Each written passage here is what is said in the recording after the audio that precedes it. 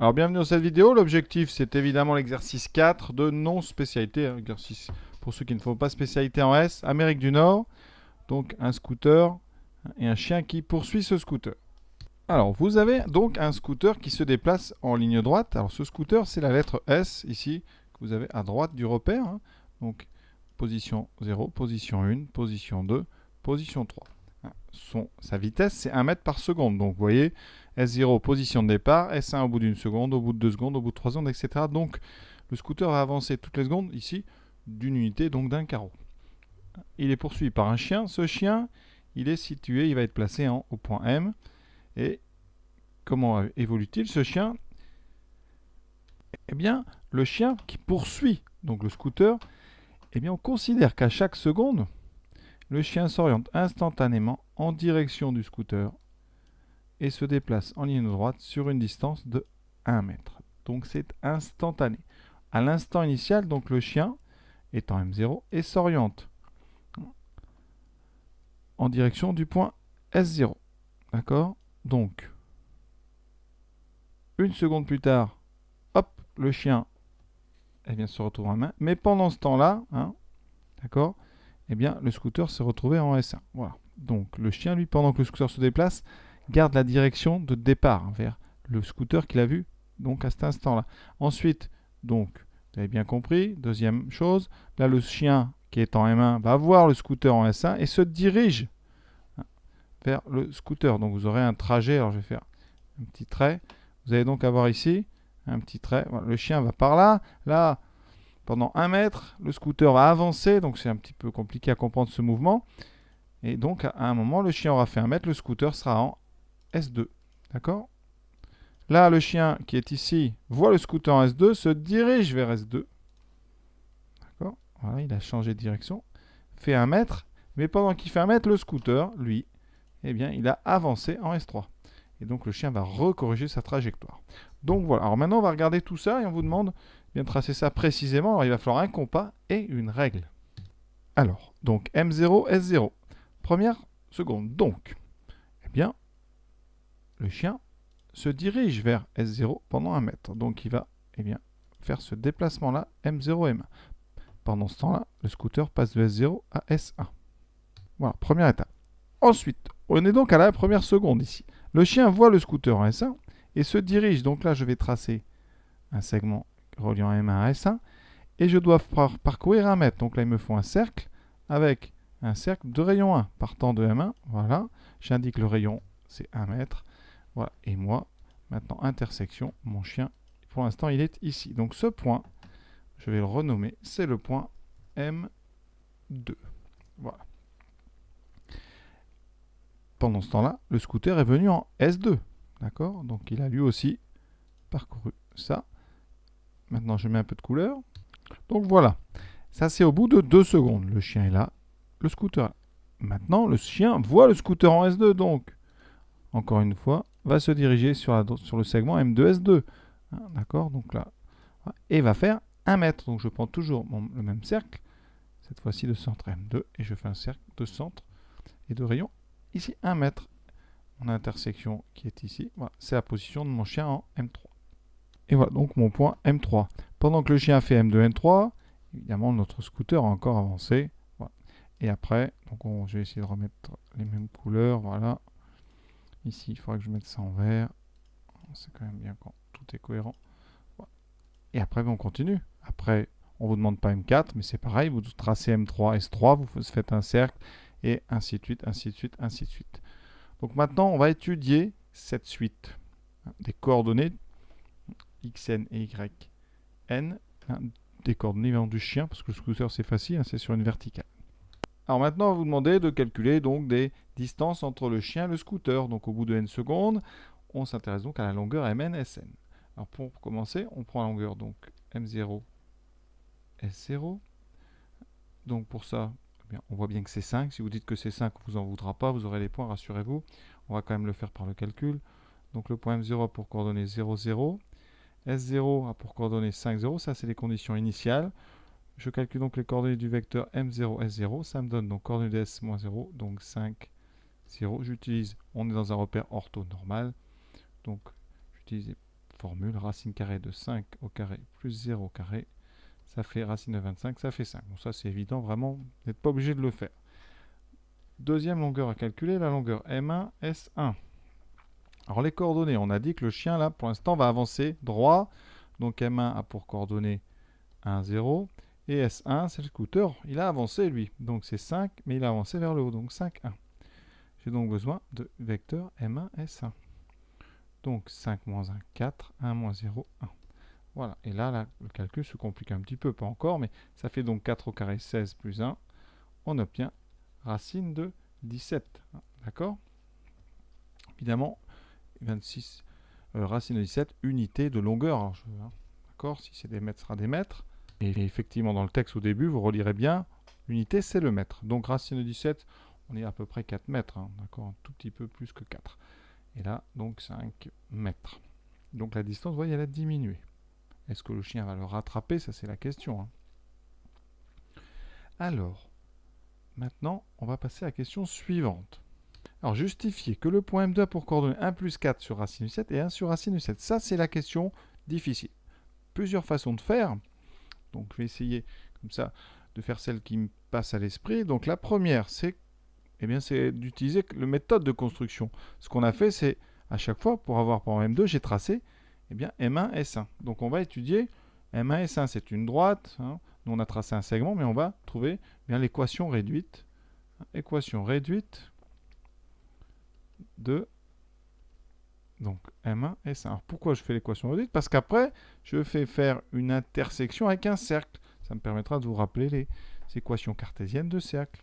Donc, toujours utile pour réviser. Alors, M1, S1, donc, les coordonnées, je vous rappelle, M1, c'est 1, 0. S1, c'est donc 5, 1. Coefficient directeur, donc coordonnées, donc c'est y sur x, donc ici 5 moins 1, y, pardon, je dis des bêtises, je dis y et je fais x, donc c'est 1 moins 0 sur 5 moins 1, d'accord, la différence des y sur la différence des x, ce qui fait 1 sur 4, 1 quart, d'accord, donc l'équation réduite, alors plusieurs méthodes, je vais vraiment faire la méthode la plus classique, sans faire de petites subtilités, donc ça veut dire que votre droite M1, S1, elle a une équation réduite sous la forme y égale à 1 quart de x plus ici b, c'est classique. On remplace par les coordonnées de M1. Or, on dit M1 appartient à M1, S1. Donc, ça veut dire que quand on remplace, on aura donc 0 égale 1 quart fois 1 plus b. Ce qui me donne assez vite b égale moins 1 quart. Donc, équation réduite de M1, S1, c'est y égale 1 quart de x moins 1 quart. Donc ça, c'est la première partie. Maintenant, il me faut le cercle de centre M1 et de rayon 1. Deuxième étape. Alors, ce cercle, si vous vous rappelez le cours, l'équation, un cercle c'est x moins xm1 au carré plus y moins ym1 au carré égale au rayon carré. Donc ici, rayon vaudra 1. Donc ce cercle admet comme équation cartésienne x moins, alors M1, je vais quand même rappeler, j'ai dit plusieurs fois, c'est 1, 0, donc x moins 1 au carré, plus y moins 0, donc y au carré, est égal à 1 au carré, puisqu'on fait un cercle de rayon 1, donc ça fait égal à 1. Voilà.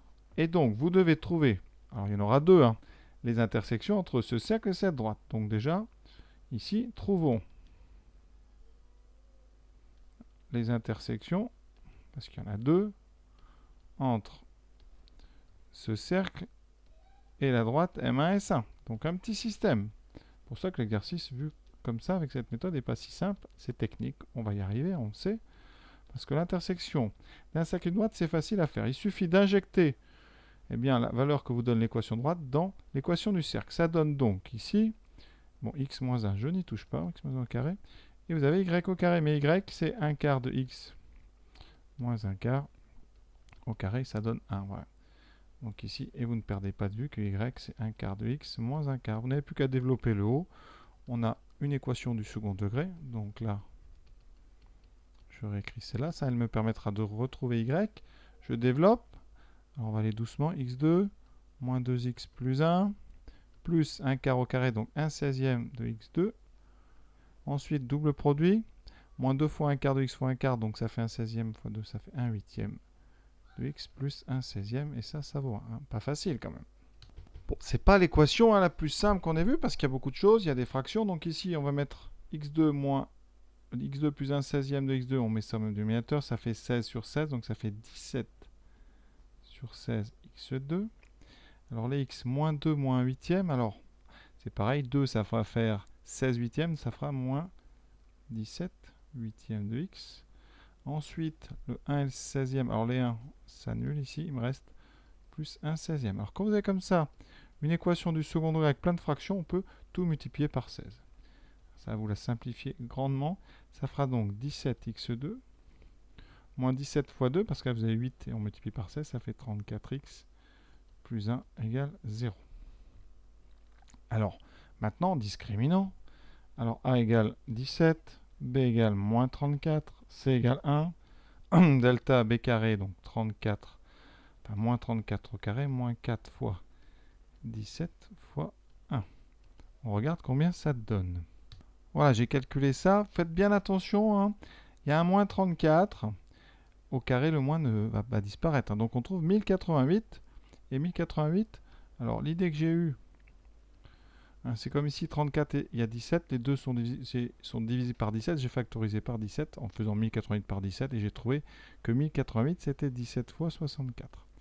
Hein. Donc maintenant on a deux solutions réelles. Deux solutions réelles. C'est normal parce qu'on a bien deux points d'intersection entre la droite et les cercles. Une à droite et une à gauche. Alors mes solutions, donc x1 moins b, ça fera 34, moins racine de 17 fois 64. Alors 64 c'est 8 fois 8, donc on fait 8 racine de 17 sur 2a, donc sur 17 fois 2, ce qui fait, ouais, on va mettre 17 fois 2. Et on peut tout simplifier par 2, donc ça me fera ici 34, donc ça fera 17, moins 4 racine de 17 sur 17. Alors on peut, si on veut, un petit peu séparer en deux, on va mettre 17 sur 17, moins 4 racine de 17 sur 17. D'accord, bon, rien de simplifié, mais hein, ceux qui sont assez bons en racine carrée, vous voyez que c'est 1 moins 4 sur racine de 17. Alors, ma solution, moi, x, elle est à droite, donc elle est plus grande que 1, ça sera l'autre. Donc nous, ça va être x2. 1 plus 4 sur racine de 17. On sait que x, donc, alors j'ai mis des x, j'aurais pas dû mettre des numéros, parce que dans le texte, on a déjà x1 et x2, donc je vais mettre ici x, je sais pas moi, xa et x, mais il n'y a pas de point b. On sait que x, alors ici x2 est supérieur à 1, puisque le chien va aller vers la droite. Donc x2, eh bien ça vaut 1 plus, alors je ne sais pas lequel je vais garder de tout ça, hein. Je vais garder celui qui naturellement les élèves auraient gardé, c'est-à-dire 17 plus 4 racine de 17 sur 17, mais qui est en fait 1 plus 4 sur racine de 17. Donc voilà pour x. Alors la question c'est les coordonnées, donc ça c'est x, maintenant il faut y. Donc pour avoir y, on récupère l'équation réduite, donc c'est 1 quart de x moins 1 quart, donc 1 quart de 17 plus 4 racine de 17 sur 17. Je fais vraiment avec ce résultat. Et ici moins 1 quart. Alors on multiplie par 4, bah, pas grand chose, on développe. Donc ça fait 1 quart de 17 sur 17. D'accord. Alors on va séparer, ça sera plus facile, ça serait donc 1 quart. Plus 1 quart fois 4, ça va enlever les quarts, donc il restera racine de 17 sur 17. Et ensuite, plus, eh bien, qu'est-ce que j'ai perdu? Ah oui, pardon, c'est pas plus, mais le petit moins 1 quart qui est après, voilà. Donc là, on élimine ça. Alors voilà, il nous reste racine de 17 sur 10. Est-ce que c'est ce qu'on nous demande? Alors déjà, vous pouvez remarquer hein, que, eh bien, on nous demandait 1 plus 4 sur racine de 17, donc ça, il faut quand même y penser. Alors comme on vous le dit, évidemment, vous devez avoir l'idée de séparer en deux. Donc ça, l'idée vient quand on lit la question. D'accord, important. Et pour le deuxième, et c'est pareil, hein, vous tombez sur racine de 17 sur 17, on le transforme. Hein, ça fait racine de 17 sur... Alors pour transformer, on multiplie en haut et en bas par racine de 17. Vous aurez en haut racine de 17 fois racine de 17, donc 17 sur 17 fois racine de 17. Les 17 se simplifient, il reste 1 sur racine de 17. Voilà. Donc, effectivement, M2 a bien pour coordonnées 1 plus 4 sur racine de 17, 1 sur racine de 17. Alors, pour moi, c'est une question très, très difficile. Je trouve qu'il y a beaucoup de choses. Hein. En plus, exercice de non-spécialité. Donc, c'est toujours un petit peu ambitieux, ces questions. Il y a beaucoup, beaucoup de choses. Je ne sais pas si énormément d'élèves arrivent à faire tout ça. Il y en a un forcément, mais ça prend du temps, d'accord? Alors ça, c'est la méthode intersection entre un cercle et une droite. Alors il y en a d'autres, donc je voulais proposer une méthode qui me paraît beaucoup plus simple, c'est avec des vecteurs. Après, il faut y penser. Donc, qu'est-ce qu'on sait? On sait que le vecteur, donc M1, M2, qu'est-ce qu'il a? Il est collinaire au vecteur M1, S1. Donc M1, M2 et M1, S1 sont collinaires. D'accord? Et en plus, ils sont dans le même sens. Donc collinaires de même sens. Alors le vecteur M1, S1, on en a déjà parlé tout à l'heure. Je vais redonner ses coordonnées parce que... Donc M1, on a dit que c'était 1, 0. S1, c'est 5, 1. Donc les coordonnées de M1, S1, c'est donc 4, 1. Ça veut dire quoi? M1 et M2 et M1 et S1 sont collinaires de même sens. Bon. Ça veut dire donc, il existe un nombre K positif, puisqu'ils sont de même sens, tel que M1, M2 soit égal à 1, enfin pas 1, on va mettre le coefficient, donc K fois M1, S1. D'accord? Ça c'est normal, les vecteurs sont collinaires, de même sens, le réel K est positif. Comment trouver K? Eh bien on va regarder les longueurs, enfin en tout cas ce qu'on appelle, alors j'ai dit longueurs, mais ce n'est pas des longueurs, ce sont des normes. Les normes, la norme du vecteur M1, M2, c'est donc la longueur M1, M2. Or, cette longueur M1, M2, par définition, elle vaut 1. Et la longueur M1, S1, on l'a déjà calculé tout à l'heure, si vous vous rappelez bien, c'était racine de 17. Sinon, vous le refaites rapidement. Donc, eh bien, par égalité ici des longueurs, on a 1 qui doit être égal à K fois racine de 17. Donc, très rapidement, K est égal à 1 sur racine de 17. Et on a quasiment fini l'exercice. Vous allez voir pourquoi. Donc, cette méthode, elle est beaucoup mieux, mais il faut y penser. Ça veut dire donc que le vecteur M1, M2, c'est donc 1 sur racine de 17 fois le vecteur M1, S1 qui a pour coordonnées 4, 1. D'accord? M1, M2, ces coordonnées, qu'est-ce que c'est? X du vecteur M1, M2, c'est donc les coordonnées de M2, donc X2 moins X1. X2 moins X1, X1 c'est 1. D'accord? Et donc c'est ça. Eh ben, à gauche, on a X2 moins 1.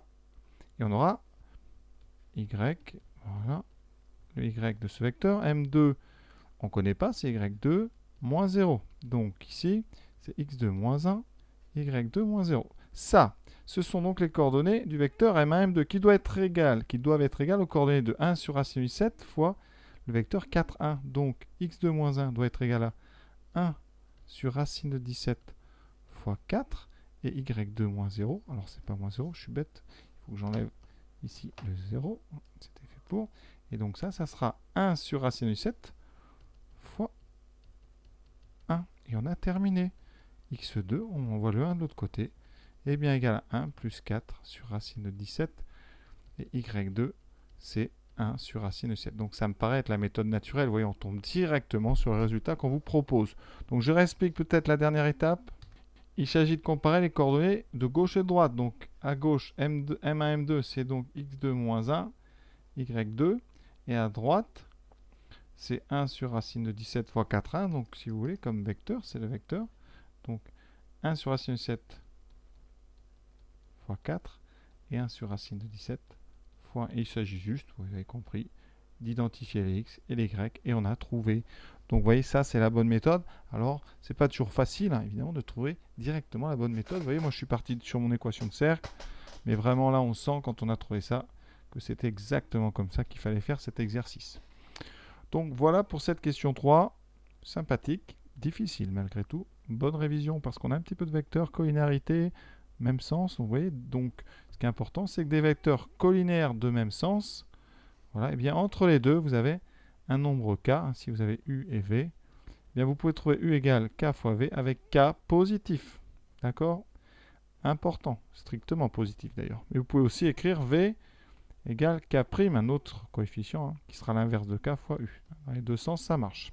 Donc voilà cette question 3, très jolie. Question 4a, on est sur un tableur. Alors j'ai essayé de le faire sur tableur, bon, j'ai réussi, mais c'est un petit peu long, donc ça donne les mêmes résultats. Alors les formules, je vous les montrerai.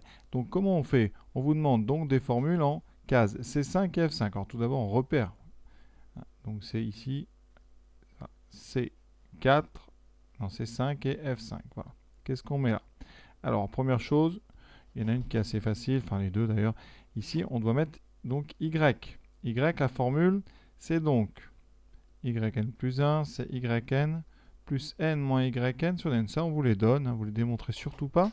Donc vous, pour calculer ce qu'on met en C5, il va falloir prendre le y d'avant, donc ce qu'il y a en C4. Donc la formule, ça va être de mettre C4, donc on va chercher y à la case du dessus. D'accord, hein, case du dessus. Ensuite, vous ferez plus n. Alors le n, on va le chercher dans la colonne des n, hein, ici. D'accord? Donc plus, alors on met des parenthèses par contre, donc le n, c'est la case E4 moins la case C4. Et on va diviser par la distance des 4 qu'on va trouver eh bien, en F4. Donc on fait ceci, puis c'est tout après. Hein. Ça c'est ce que vous mettez donc dans la case, ici, case C5. Ça permet de calculer les termes de la suite Y. On peut faire pareil avec la case de la suite X. Hein. Et maintenant on vous demande ce qu'on met en F5. Alors F5 c'est la longueur. Alors, une longueur c'est une racine carrée. Là c'est un petit peu plus long. Hein, comment on va faire? Je vais vous rappeler comment on calcule hein, donc la longueur avec les coordonnées des points. La distance Mn Sn, c'est donc une racine carrée. La racine carrée donc de la différence des deux abscisses, 5 moins xn au carré. Et ensuite, la différence des ordonnées. Ici, ça sera donc n moins yn au carré. Alors, qu'est-ce que je vais mettre dans ma case F5? Donc je suis là, je vais aller chercher donc les deux abscisses. Il y en a une qui est stockée en D5 et l'autre en B5. Donc je vais faire racine, hein, parce que dans un tableur on écrit racine. Voilà, ça c'est pour racine carrée. Ensuite, on écrit donc, j'ai dit quoi D5 moins B5 au carré. Ça c'est la différence des X. Plus la différence des Y, qui va être donc ici E5 moins et bien donc ici c'est 5 au carré. On ferme la racine et voilà ce qu'on va mettre dans la case F5. Alors je vous montre ce que j'ai tapé moi sur un tableur. Vous allez voir, vous allez retrouver ces formules là et ça marche très bien.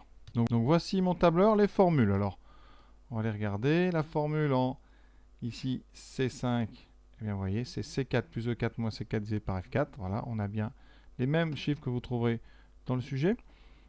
Et ensuite les distances. Ici, vous voyez, je clique, j'ai bien D5 moins B5 au carré plus E5 moins C5 au carré. Avec la racine, on est bon. En dessous, eh bien, vous voyez, on va vous demander ce qui se passe. Et vous voyez, dans la dernière colonne, eh bien, ça se rapproche de 2,7731658.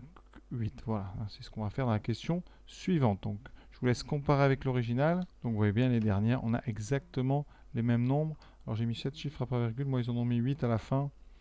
Mais voilà, d'accord ? Dernière question, on admet que la suite dn est strictement croissante. Effectivement, ça se voit, alors on l'admet. Justifier qu'elle est convergente et conjecture est sa limite. Alors, conjecture à limite est facile, elle. Hein, c'est ce qu'on a vu hein, dans la dernière colonne, la distance, on voit bien. Hein, on peut conjecture, ça, on peut vraiment faire ça direct en regardant conjecture. Et à la limite, quand n tend vers plus infini de la suite dn, c'est donc 2, alors je vais écrire tout ce qu'il y a dans le texte, de 773, 16, 58. Voilà. Alors, pourquoi est-ce qu'elle est convergente? Convergence, alors ça, pourquoi on est sûr qu'elle converge? Eh bien, on vous dit que dn est décroissante. Hein, dn est décroissante. On n'a même pas besoin de strictement. Et on sait aussi que dn, c'est une longueur. Donc dn est supérieur ou égal à 0 pour tout n. Hein. Donc ça, c'est un théorème que vous connaissez. On le voit venir. Une suite décroissante qui est minorée. Hein, donc ici, quand elle est plus grande que 0, on dit que la suite est minorée par 0. 0 est plus petit que tous les termes de la suite. Donc, c'est le théorème de la convergence monotone. Théorème de la convergence monotone. La suite est monotone, minorée. Elle est donc convergente. dn est décroissante, minorée. Donc, dn est convergente. Et vous pouvez dire que sa limite est supérieure ou égale à 0. Voilà, ça, c'est tout ce qu'on peut dire. On ne pourra pas dire plus. Conjecture qu'on peut faire en regardant, c'est 2,773, 1658. Voilà, pour cette première partie assez ambitieuse, un petit peu longue à mon goût à faire. C'est pas toujours facile ces tableurs là. Bon, globalement, vous en tant qu'élève, le tableur, les formules, ne sont pas si compliquées que ça. Il y a la formule avec la racine. Hein. Bon, si vous avez mis une grande racine carrée, évidemment, on ne vous en voudra pas. Hein, ça, c'est pas un problème. Après, voilà, il faut penser à faire cette racine carrée, les carrés. Bon, vraiment, exercice bon, pour réviser. Ça peut peut-être être stressant, vous inquiétez pas. Ça sera forcément plus simple que cet exercice. Et puis sinon, ben, vous laissez la question de côté. C'est-à-dire la question difficile sur les longueurs avec voilà l'histoire du... Donc, les racines de 17 là, et vous faites quand même tout le reste. La question, vous voyez cette dernière question, sincèrement, hein, tout le monde doit la faire. Hein. Vraiment, si vous ne faites pas ça, vous perdez des points. Donc allez chercher les points jusqu'au fond du sujet. Regardez bien les tableurs, c'est pas si compliqué que ça, donc ne vous laissez pas effrayer. C'est là qu'on peut prendre plein de petits points, tranquille, hein, et ça déstresse comme ça. Après, peut-être que si vous avez le temps, vous essayerez de faire un petit peu des petits calculs sur la question difficile. Voilà. On se voit, enfin j'espère que vous irez voir la suite, la partie B, hein, une autre façon de modéliser ce problème. Donc à très bientôt.